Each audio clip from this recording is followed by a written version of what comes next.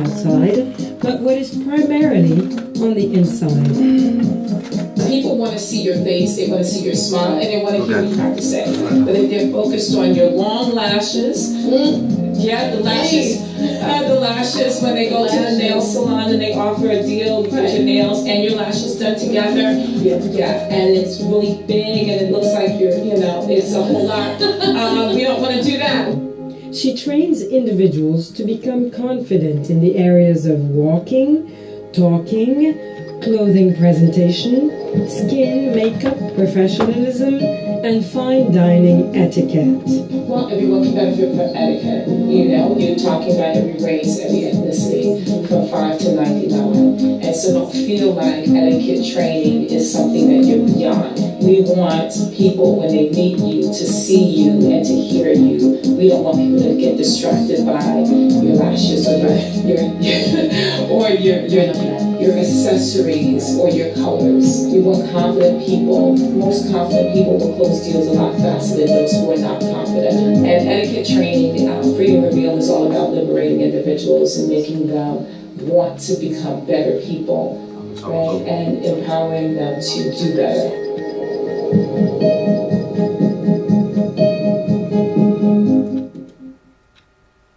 So, good evening, everyone. Once again, my name is Kurtis, and you have tuned into In the End We Win with Kurtis. My guest for tonight, as you guys heard, is Natasha St Amand. That's right. Did I say that right? You did. St Amand. Amand. What is that? Is that French? That is Haitian Creole. Haitian Creole. Yes, my parents are from Haiti, Port-au-Prince, Gonaive, and we are proud to be Haitian. And I was born in Brooklyn, so I'm Haitian American, but I love my country and I love my city, Brooklyn, New York.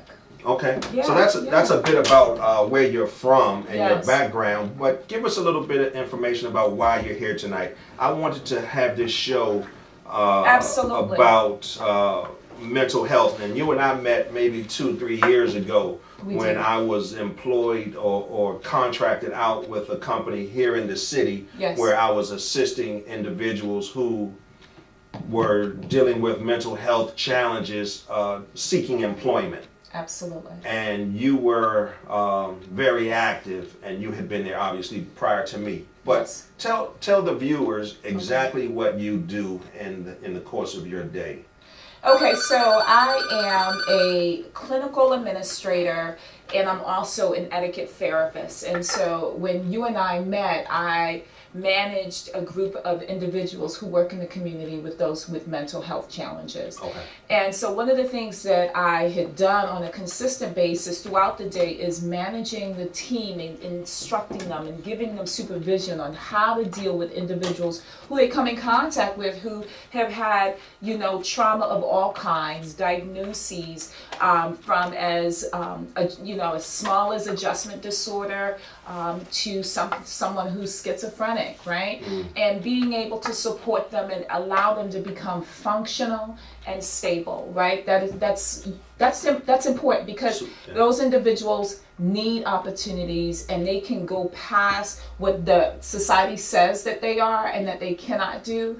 And so what you were doing was giving them all of the instructions that they need in order to get a job and to sustain the job. Correct. Yes. So this is a critical time to talk about mental health.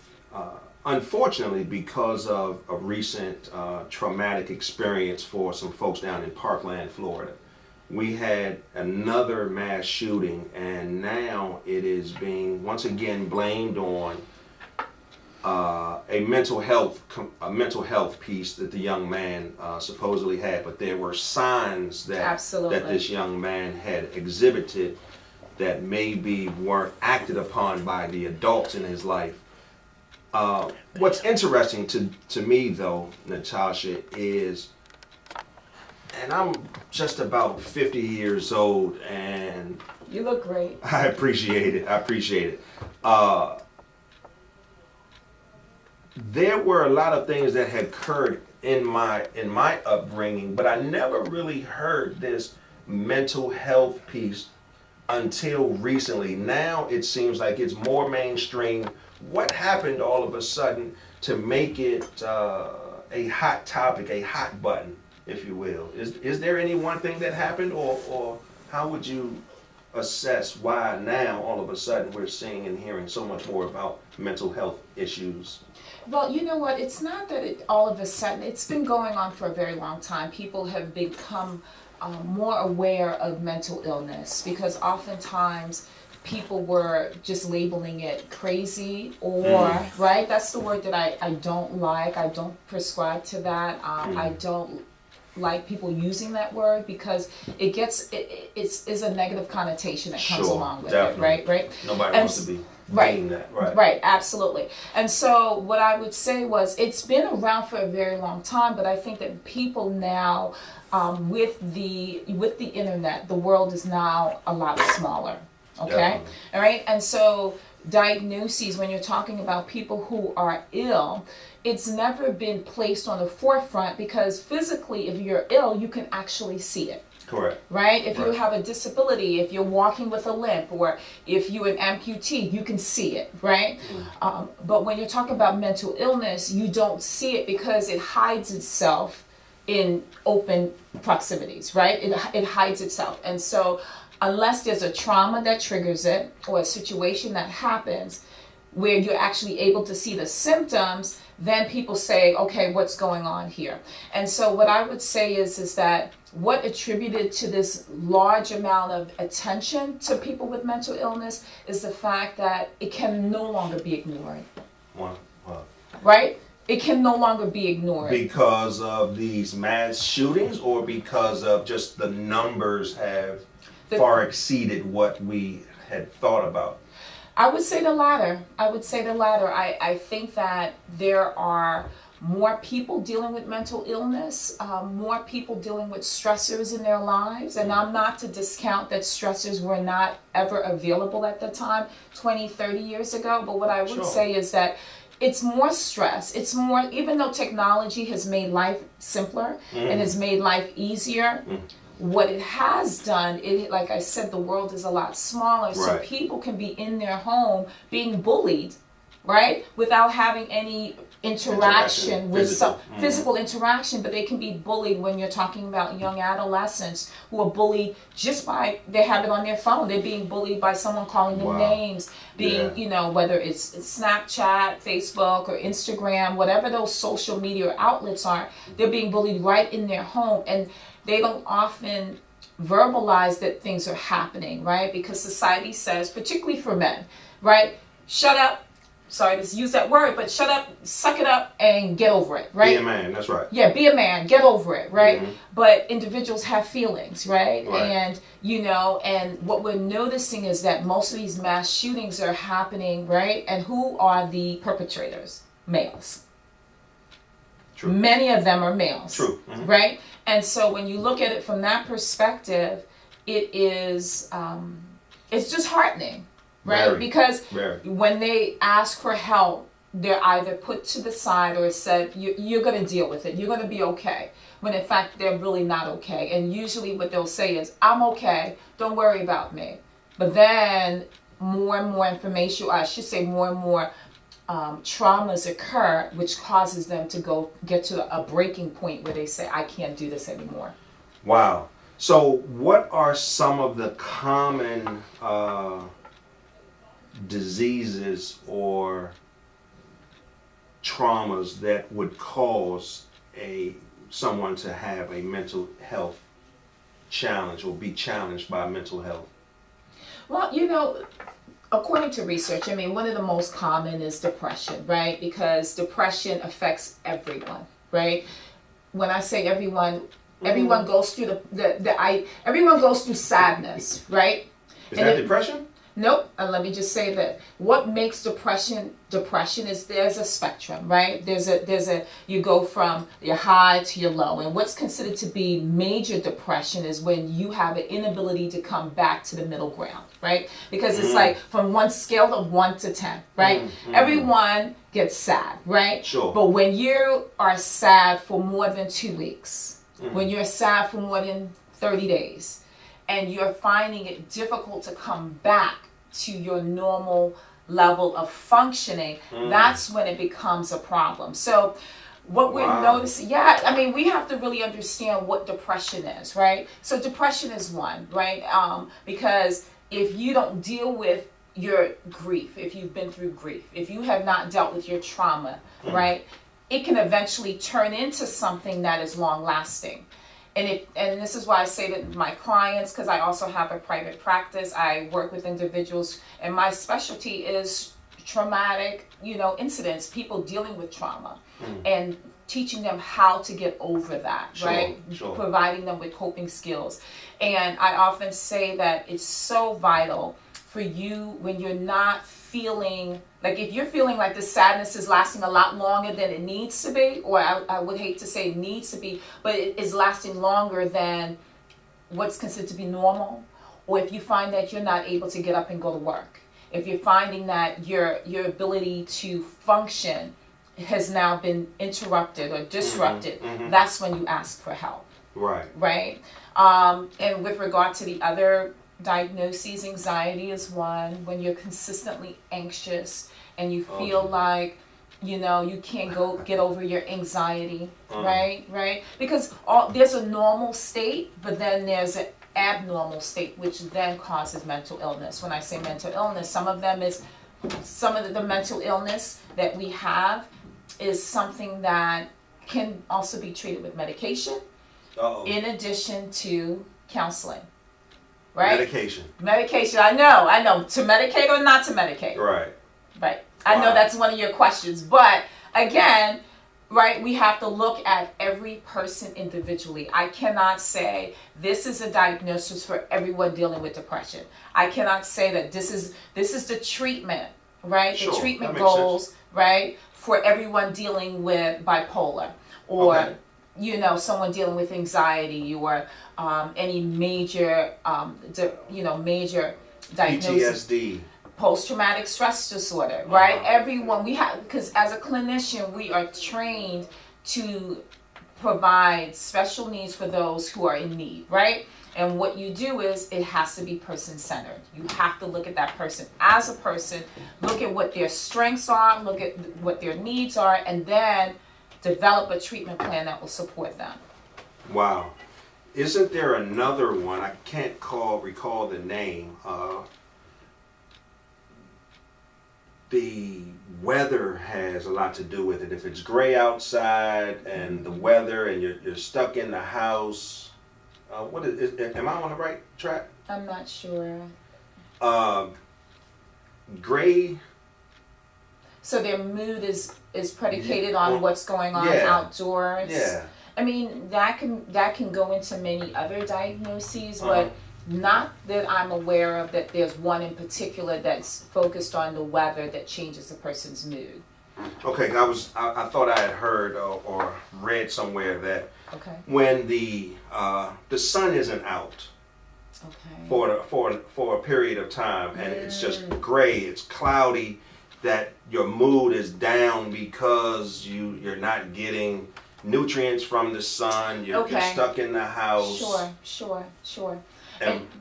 And you're saying that may cause levels of sadness and depression? Is that real? Is that... You're talking about seasonal depression? Is that what you're referring to? I'm trying to find out. I don't know. Because, we know that in the wintertime people are more sad, and less uppity and less energetic, right? We know that the weather definitely plays a part in people's mood and their ability to function.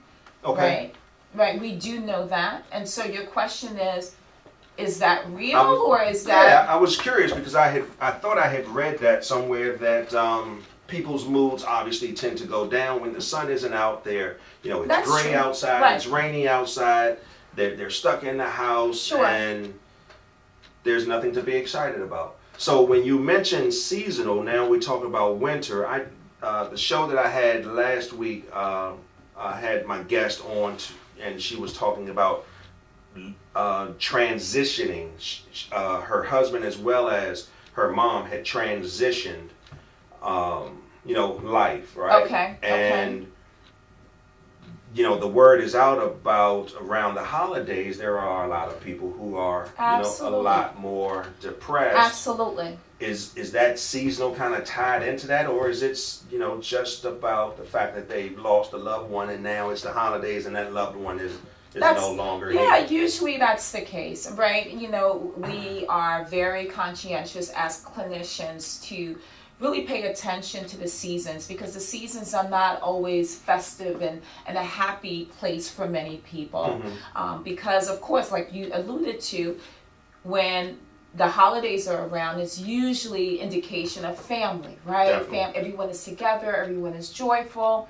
However, when you're dealing with someone who have lost either both parents or friends or, you know, siblings, whoever that may have been, it reminds them not of the season being joyful, but of a season being of grief. Right? And so we have to be very mindful during those times that individuals are not always at their greatest, right? Sure.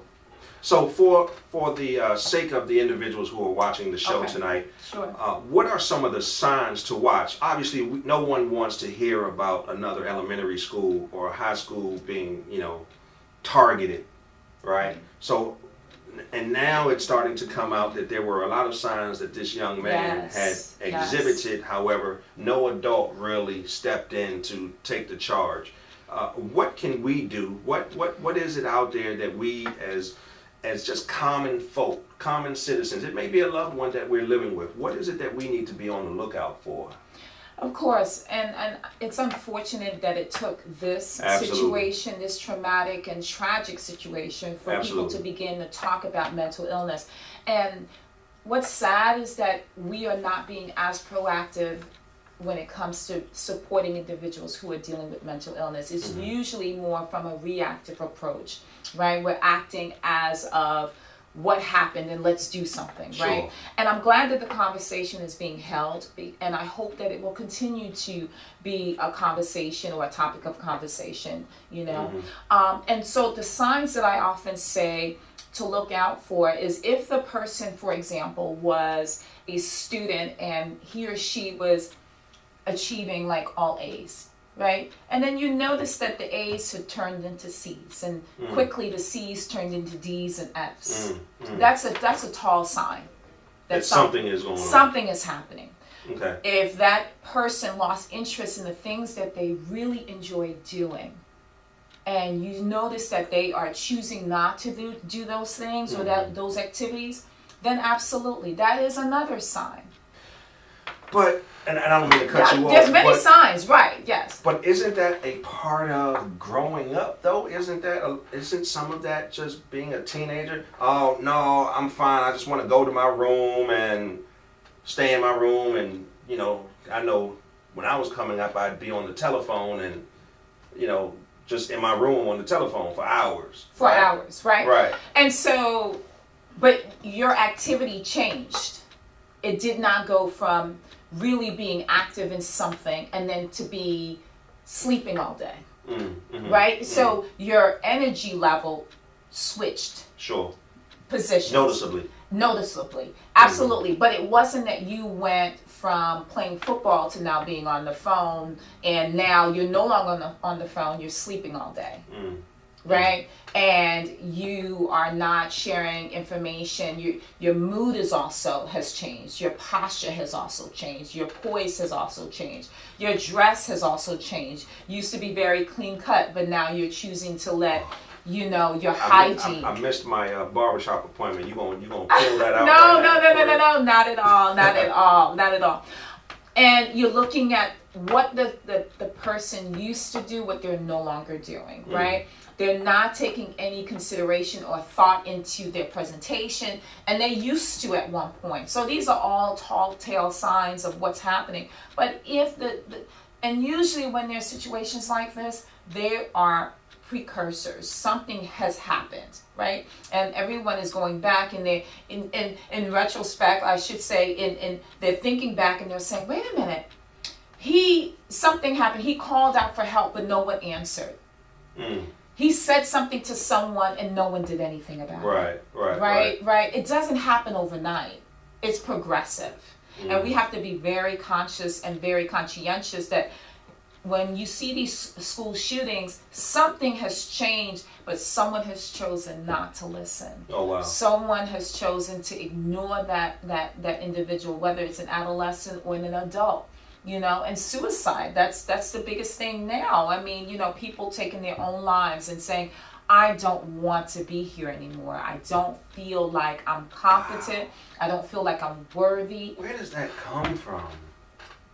It comes from feeling like there's nowhere out. There's no way out of the situation. Like, there's nothing I can do. There's nothing that anyone can do.